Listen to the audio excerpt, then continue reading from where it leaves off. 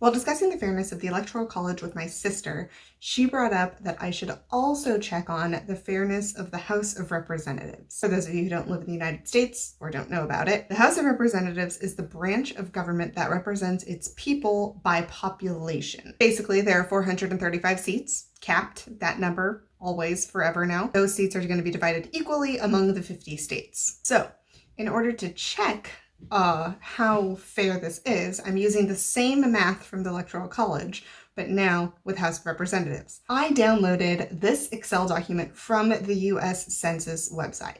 Now, they only do the census every 10 years, so only the data from April 2010 is accurate. This is the data I was using on my spreadsheet for the Electoral College last time. Obviously, the population has changed. The data from 2020 census is not yet available, but they have projected census data. As you can see, the population of the US has increased from 308 million to 328 million. We need to account for those extra 20 million people. I copied this data into my Electoral College sheet and made a new page for the House of Representatives. So these are the new numbers from the US Census estimates for the 2019 population. And this is the same math that I did last time for the Electoral College. I also updated the Electoral College page. Guess what? Numbers basically the same. So for the House of Representatives, here we have the number of representatives each house gets. District of Columbia doesn't get any. I had to put a number here or else all this math just looks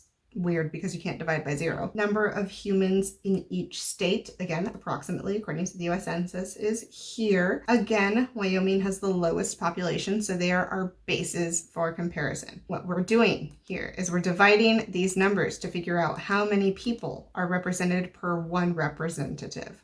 So we have 578,759 people for every one representative. We're going to divide the rest of these numbers by the representatives to see how many people are actually being represented. Obviously, there are estimates here because we can't make 430 match 328 million people, but this is what we're working with. So then we take Wyoming's population, their single representative versus our single representative, and we divide. So we're going to divide these numbers against each other so that we can get a terrible looking number, but then I'm going to round it to make it look nicer. This is the percentage of how much your representative represents you compared to Wyoming. If you live in Wyoming, you have a 100% representation.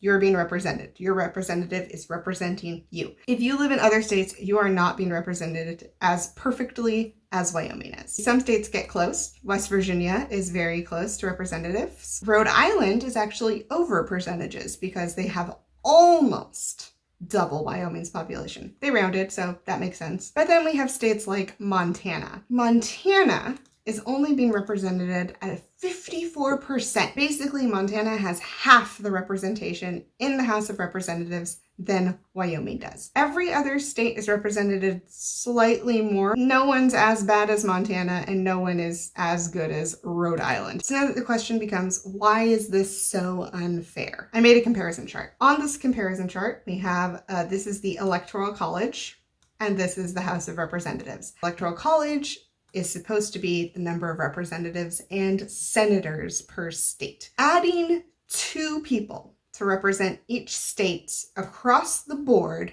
throws the level of fairness so far out of the water. We're going to go back to Texas, the most underrepresented state in the Electoral College. You live in Texas, your vote is worth 25% of a vote in Wyoming. In the House of Representatives, you're getting represented at a 72% rate. Not 100, not ideal, but much better. So this system is inherently unfair.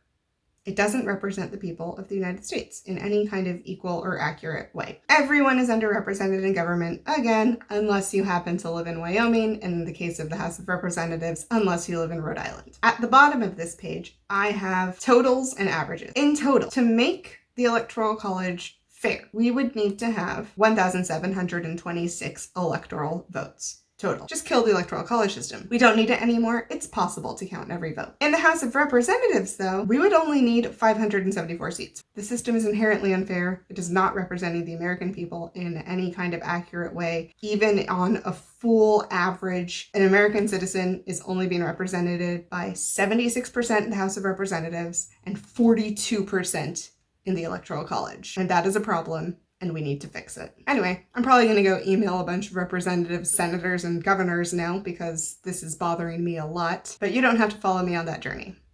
I'll see you tomorrow.